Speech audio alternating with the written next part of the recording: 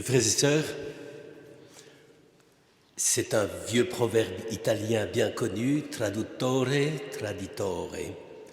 Le traducteur est toujours un traître. Ça peut nous paraître purement de la culture générale. En réalité, ici, vous allez voir, ça a beaucoup d'importance. En effet, j'ai lu exprès dans sa traduction littérale la question que Jean-Baptiste pose à Jésus. La plupart du temps, et c'est sans doute la traduction que vous avez dans les oreilles, parce qu'on la répète sans arrêt, sans jamais vérifier exactement quelle est la teneur du texte, la plupart du temps, on fait poser à Jean-Baptiste la question à Jésus, « Es-tu celui qui doit venir ou devons-nous en attendre un autre ?»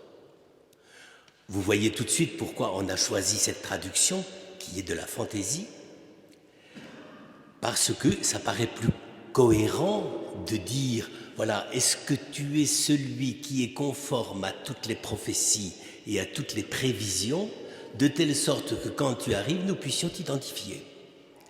C'est-à-dire, donne-moi ta carte de visite. Et je saurai si je t'ouvre la porte ou pas. Ou bien envoie-moi un mail, et comme ça je serai au courant de ce que je dois faire. Autrement dit, Jean-Baptiste lui-même, le plus grand des prophètes, le plus grand, il a posé une question à Jésus qui devrait effectivement nous mettre la puce à l'oreille. Il n'a pas dit « Es-tu celui qui doit venir ?» c'est-à-dire « Est-ce que c'est toi qu'on doit identifier comme Messie ?» mais « Es-tu celui qui vient ?»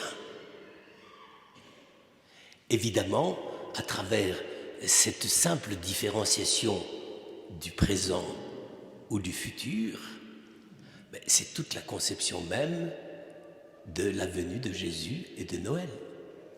En effet, si nous disons « Es-tu celui qui doit venir ?» c'est-à-dire « Es-tu le Dieu, es-tu le Messie ?» même pas le Dieu, mais le Messie prévisible tel qu'on nous l'a annoncé dans les prophéties. Suffit-il de lire la Bible pour que nous ayons tous les points d'accroche pour identifier ta présence?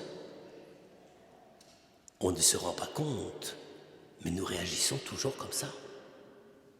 Nous sommes sans cesse en train de nous dire « Oui, il arrive ça.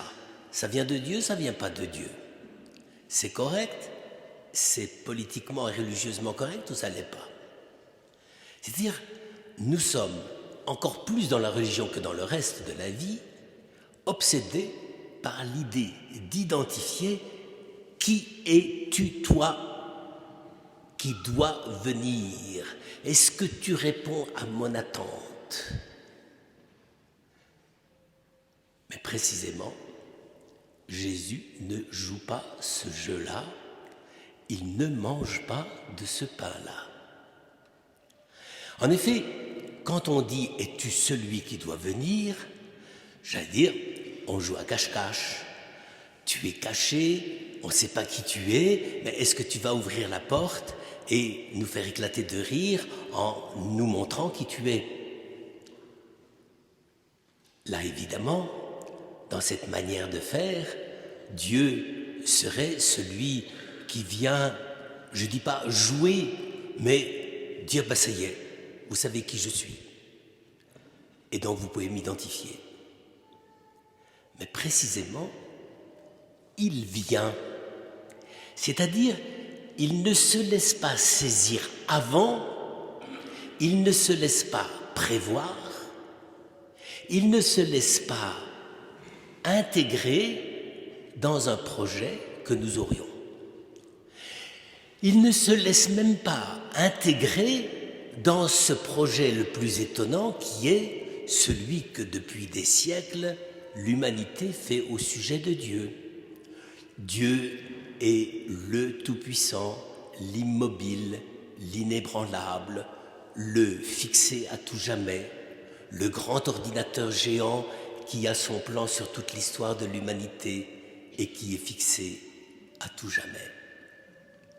Évidemment, celui qui doit venir, vous comprenez, est-ce que tu es enfin celui qui va résoudre tous nos problèmes? Es-tu celui qui concentre tous les désirs de l'humanité pour que, effectivement, au moment où tu es là, on se dit « Ah, ça y est, tout va bien ». Alors à ce moment-là, ça fait 20 siècles qu'il est venu et il ne s'est pas passé du tout des choses comme ça.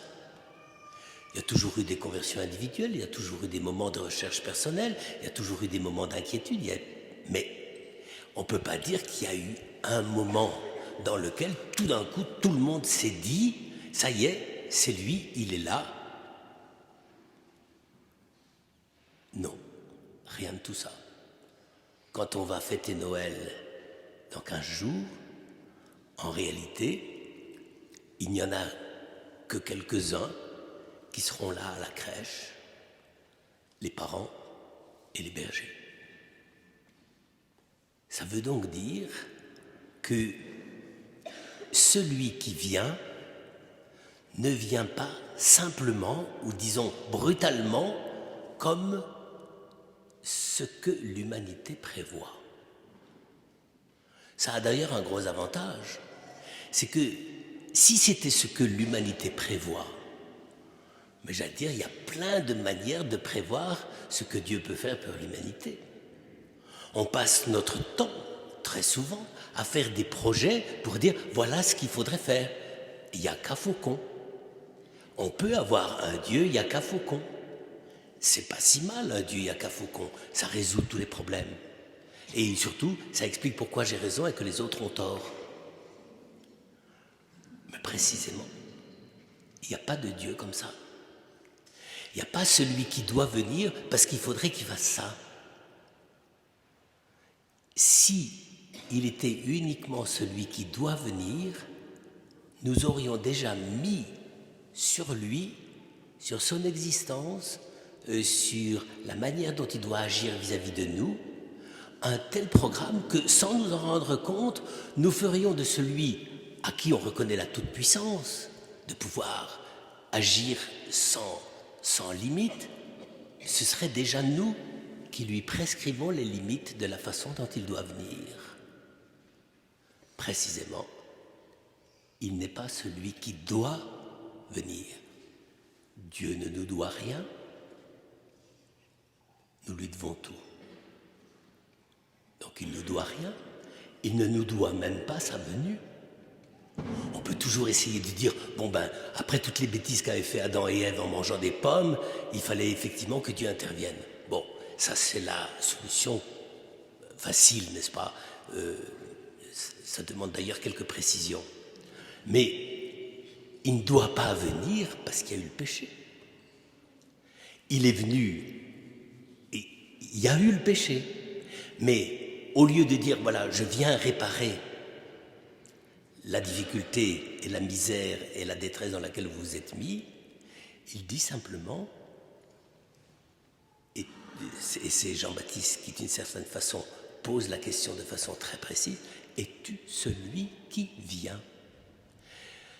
Et là, évidemment, vous comprenez, frères et sœurs, à quel point ça peut bouleverser quand même notre manière d'être, notre foi et notre attente de Dieu.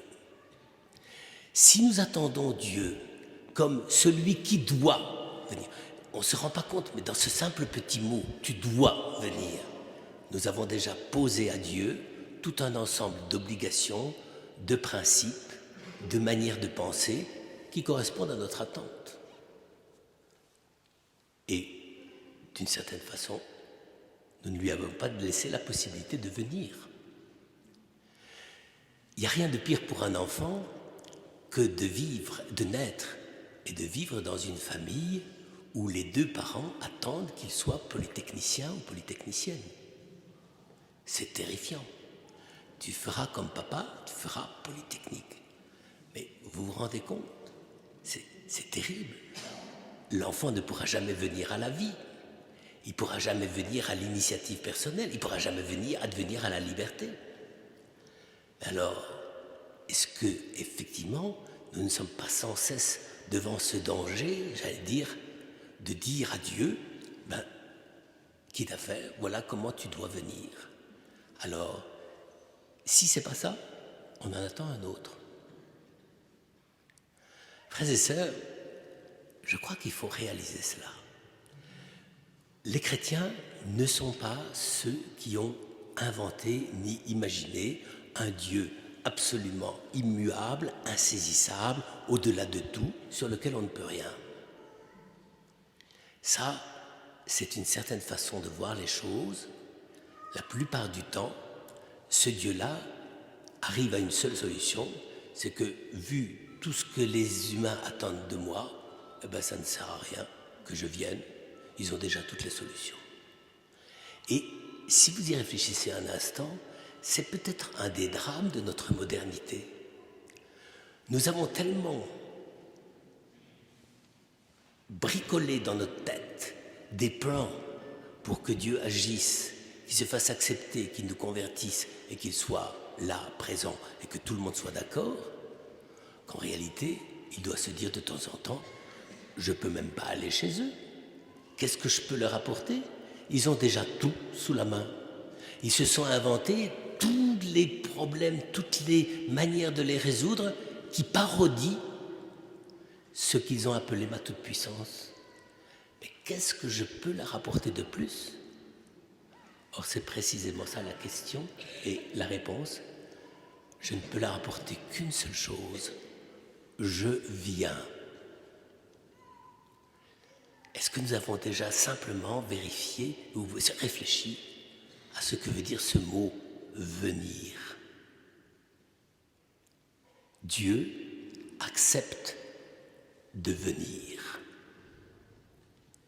Il n'est pas là,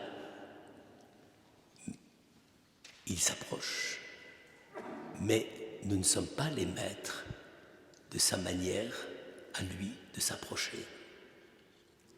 Il est là parce que nous pressentons sa venue, mais il n'est pas là comme celui qui vient et qui dit « voilà, je vais résoudre tous les problèmes de l'humanité ». Il est là, il se contente de venir. Quand quelqu'un arrive, on ne le tient pas encore dans ses bras, on ne le domine pas, on ne lui impose rien. Précisément, on lui laisse de l'espace et de la route devant lui pour qu'il accède à notre maison. Donc, il vient. Mais Dieu veut précisément épouser ce geste de venir. C'est souvent difficile d'accepter pour nous que Dieu soit cela, celui qui vient. Et à ce moment-là, le Christ dit, voilà les signes de ma venue. Partout où un bonheur humain, si limité, si petit soit-il, commence à surgir, eh ben c'est que je viens. Seulement, évidemment, la plupart du temps, ça ne nous suffit pas. Et on ne s'en préoccupe pas et on oublie. Et donc, finalement, on préfère le Dieu qui est éternellement au-dessus de nous, qui nous dépasse et qui, finalement, n'arrivera jamais, puisqu'il ne vient pas. Frères et sœurs, c'est pour ça que pendant tout l'Avent, nous chantons sans arrêt, et on va le chanter plusieurs fois pendant les offices et les messes, « Viens Seigneur Jésus ». Viens, c'est pas simplement une supplication en disant « Viens pour régler tous les problèmes ». Non, c'est on veut simplement être là quand tu seras là. Eh bien c'est ça Noël, être là quand Dieu sera là. Et les signes qui manifesteront cette présence, ce n'est pas des signes très compliqués, c'est le fait que nous sommes encore capables de partager cette joie de quelqu'un qui vient, quelqu'un qui n'existe pas encore, comme un enfant, quelqu'un qui a déjà toute une histoire, quelqu'un qui partage avec nous des choses précieuses. Eh bien, c'est effectivement Dieu qui vient. Alors, il n'y a qu'un mot à dire dans ces cas-là.